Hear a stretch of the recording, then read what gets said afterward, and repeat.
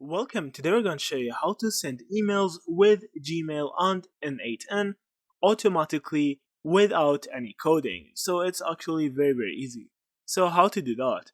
First, you need to actually make your new workflow, as you from here.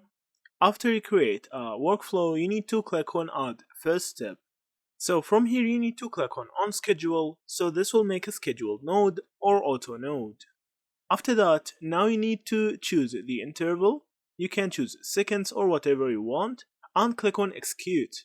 So now from your schedule trigger, you need to click on the plus button from here and search for Gmail. Click on Gmail and you need to find send a message.